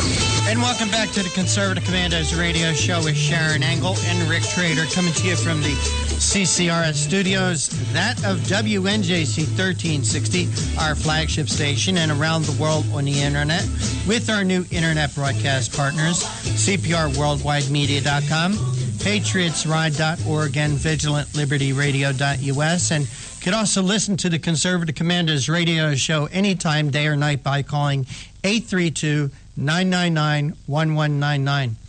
And there's no extra charge for the call, so use your cell phones. And joining us in this segment is Julia Seymour. She's the assistant editor for the Media Research Center's Business and Media Institute.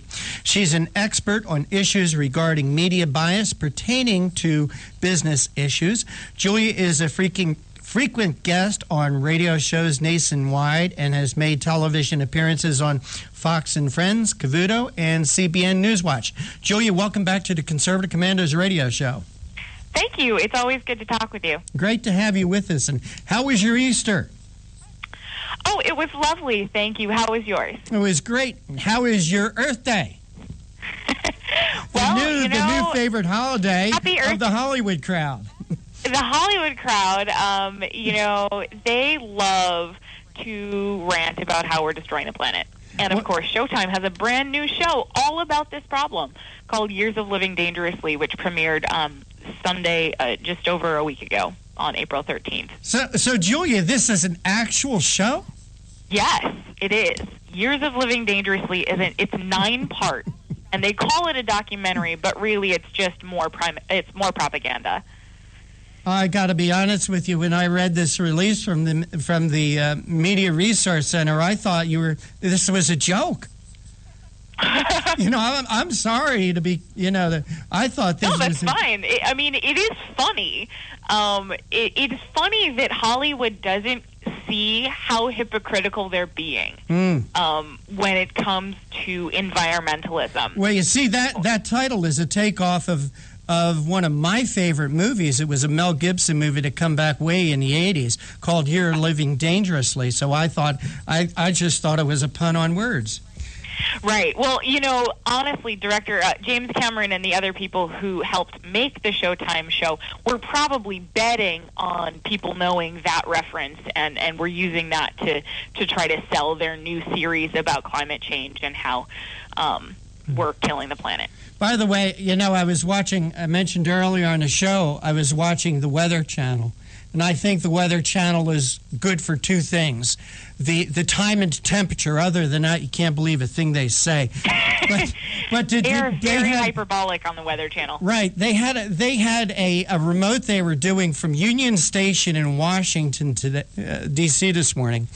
And one of their correspondents interviewed a woman, and I didn't get her name, get her title or whatever, but she was demonstrating the effects that losing our atmosphere would have on all of us on Earth. And what she did was she took 2 of these little Peeps, these marshmallow candies that kids get in their Easter basket. They're delicious. They are.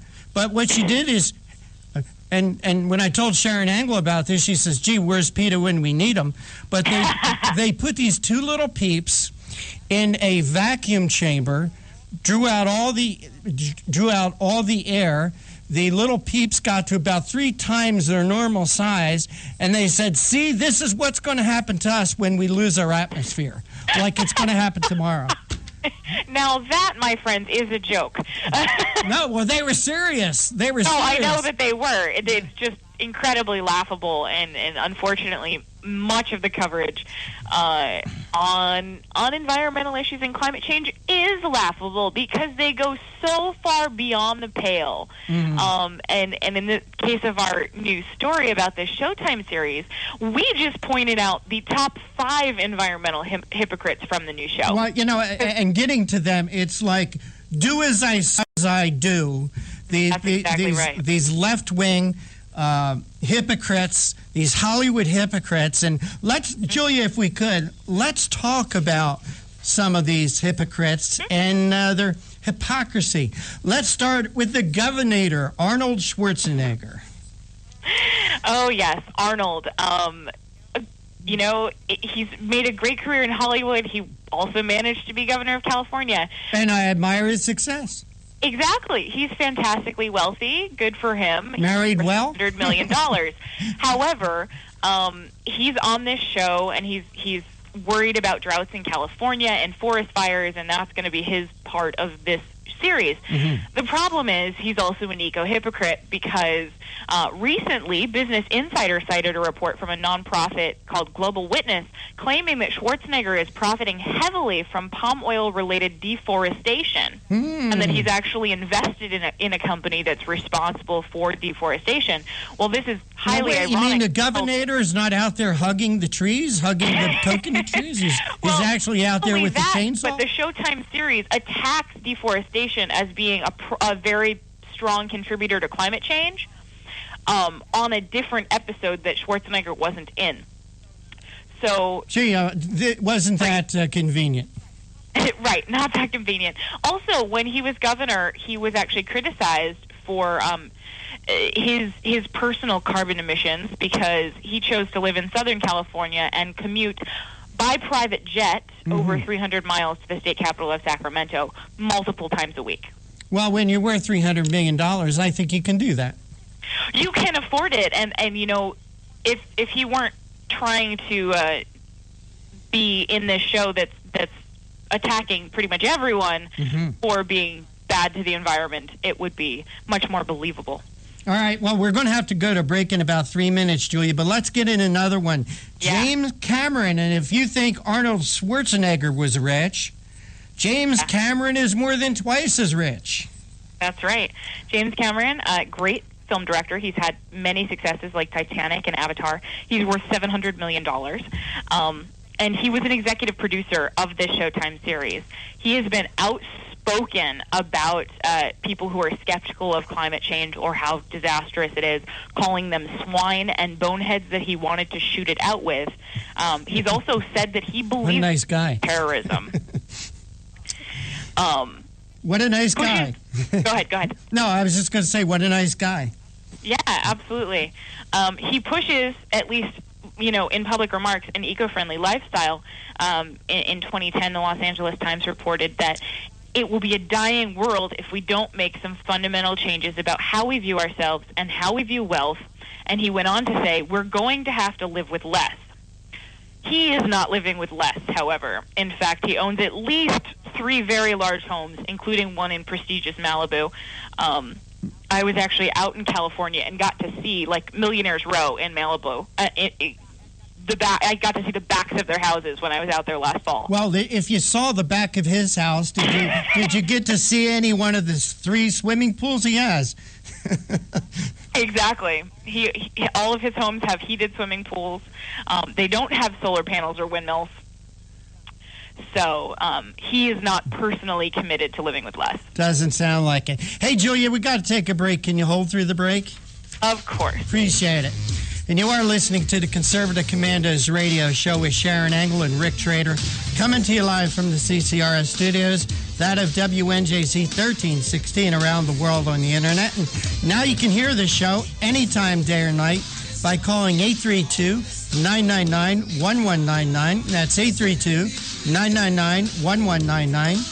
There's no extra charge for the call, so use your cell phone. Use those free mobile minutes. And this segment, we're speaking with Julia Seymour. She's assistant editor for the Media Research Center's Business and Media Research.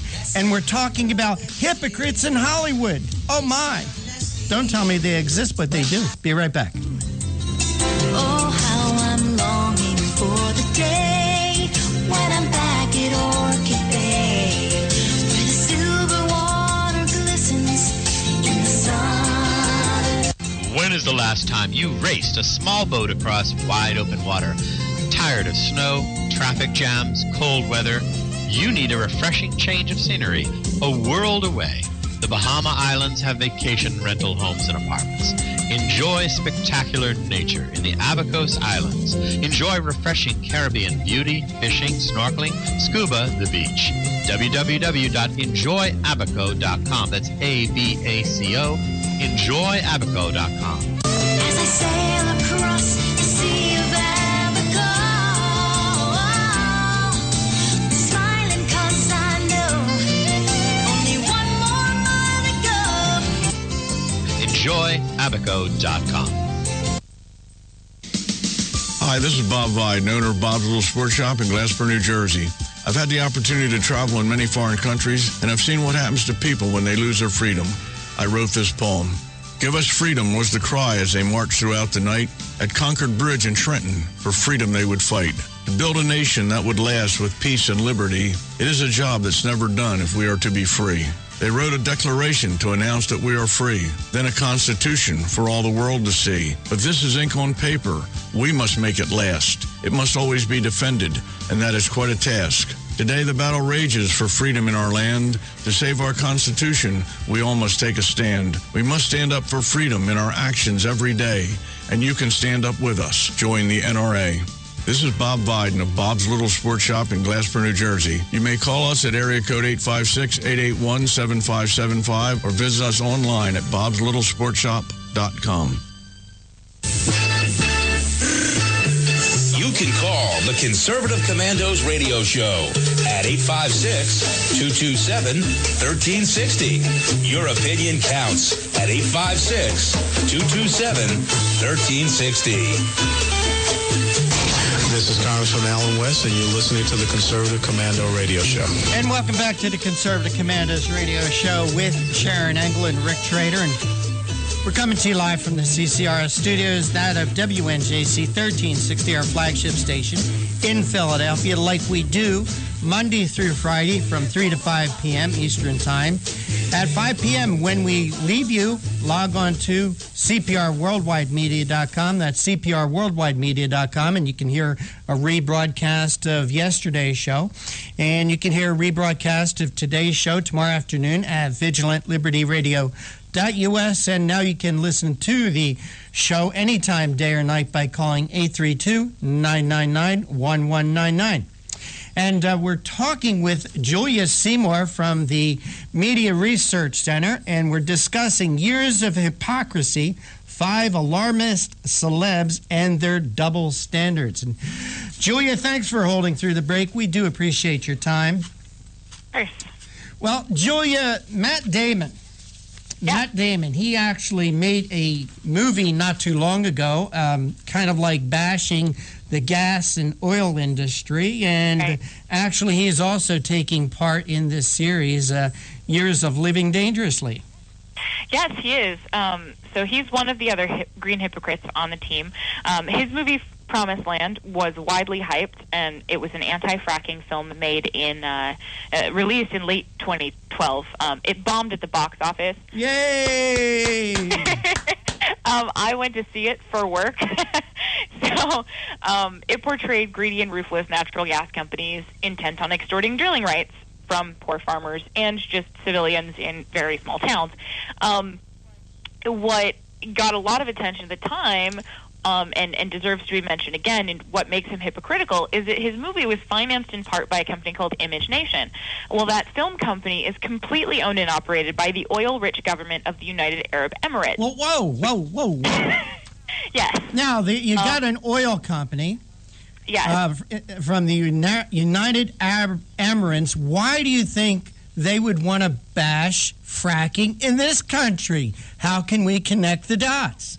Oh, well, because they're part of OPEC, they're exporters of crude oil, and the more natural gas we're producing in America, the less we may need foreign oil.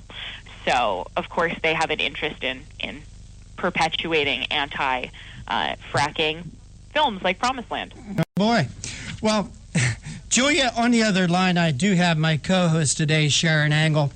And Sharon wants to get into this conversation. Sharon? Oh, Julia, you have just burst my bubble completely. I have loved Harrison Ford and Matt Damon forever for their movies. I'm just such a fan ever since Han Solo. And now you tell me that these guys are on the complete other end of the spectrum when it comes to craziness.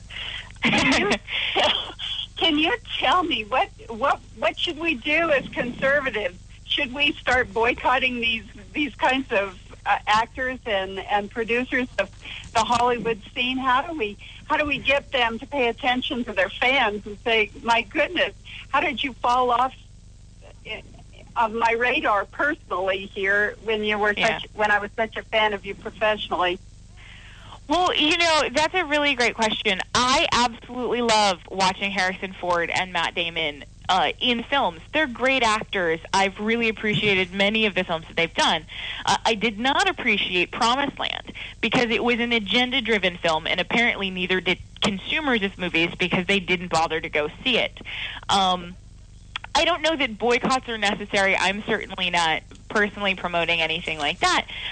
But I think everyone who's watching a show like Showtime's Years of Living Dangerously should be aware that the people involved in making this movie live very different lives from the lives that you and I live.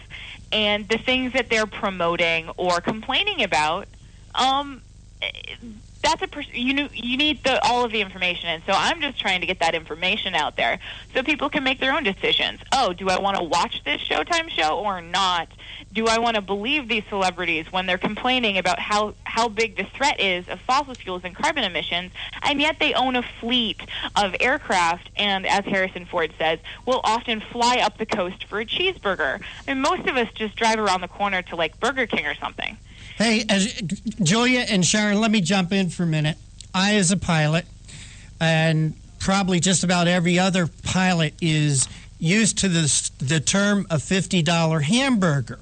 Okay? Okay. And that's when you rev up your airplane on a Saturday afternoon and you might fly somewhere, then burn up $50 in gas to get to some little restaurant or some little airport to have a hamburger, henceforth the term $50 hamburger. But in Harrison Ford's case, it's like a $5,000 hamburger. and Sharon and Julia, we have to tell our audience that Harrison Ford has a fleet of aircraft and helicopters that burn a lot of fuel. Mm-hmm. So I just wanted to... And I have no problem with him personally. I don't either. It's his money. I think it's awesome of him that he knows how to fly. Yeah, I'm a little mad he never invited me, but geez. Exactly. I just have a problem when he's talking about in this show that he found in nature a kind of God. He's talking about worshiping nature and is so convinced that climate alarmists are right about carbon emissions. How convinced can he possibly be when he chooses to live this way? Well, I got to jump in again, Julia and Sharon. I'm sorry, but I can understand appreciating nature as a pilot. My gosh, I do. And once you leave the ground in an aircraft, it's entering a whole new world, and you can really appreciate the beauty that this earth has. But let's not be hypocrites and let's not spread lies. Mm-hmm. Well, Julia, my question is, now you've brought up this idea that this is kind of a religion to them. Is that what's motivating them? Are they just out of touch with what is really going on? Don't they even investigate the science? Or is it more insidious? Do they have an agenda that perhaps brings in money for them when they promote this kind of craziness out there about global warming and climate change and Earth Day and all of this? What is really motivating these guys? I think with so many different people involved, they probably all have very different motivations. Harrison Ford said that he needed something outside of himself to believe in, and he found in nature a kind of God. Why don't he try the actual God? In the show. Julia, why don't he try the actual God? What a novel idea for somebody in Hollywood. I wish that he would. That would be much better. The others, I'm not sure why all of them came to this project. I'm sure that Showtime is hoping it makes them money. I'm sure that as a television, a cable, and a very exclusive and expensive cable channel, that they're hoping that this program brings in money for them. Whether the individual actors and the scientists involved, and there are a lot of scientists and journalists who are a part of this production as well. We only got into the celebrities because they're the easiest to poke a little fun at for the way that they live so differently from the rest of us, and yet they're going to come out and say, well, we need to live with less, and they're really saying, you, the rest of you who don't have my money, need to live with less. So I guess what I'm trying to get at is, what's the act? Are they acting like global warmists? Are they acting like environmentalists? Is their reality truly capitalism? They're just in it for the bucks, or are they so disconnected that they don't see the hypocrisy in what they do and what they say? I think I'm sure that they're disconnected. I would imagine that they're very much disconnected. And they may be genuine believers in this global warming alarmism because they live in the liberal bubble. They live in that world in which only those scientists, the scientists who say that global warming is completely because of mankind and that it is catastrophic and we must do something either to regulate it or tax fossil fuels out of existence. They live in a world where those are the messages that they hear and get all of the time. But they may truly believe in it. I can't see into their hearts and minds and know whether they're just trying to make money or whether they're believers. I don't think it matters so much for the point that I'm trying to make is that we need to recognize that they're being hypocrites when they're trying to give out this message. Julia Seymour from the Media Research Center, we want to thank you so much for joining us today on the Conservative Commandos radio show. Would you please give our listeners your websites? Absolutely. MRC.org is the homepage of the Media Research Center. You will find everything the MRC does there, including the work of the Business and Media Institute. I want to thank you so much for joining us. Thank you. Take care. God bless. And Sharon, we're getting close to the very end of our show, and I want to thank our guests today, Dr. Herbert Brooks, Dr. David Hochberg, and our most recent guest, Julia Seymour. I want to thank Mr. John Forsyth Jr. for doing a great job working the boards, and also you, Sharon Engel, for sitting in as my co-host.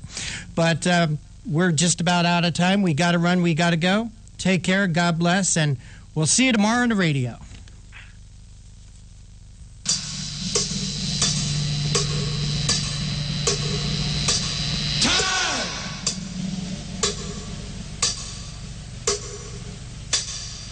Thank you for listening to the Conservative Commandos radio show.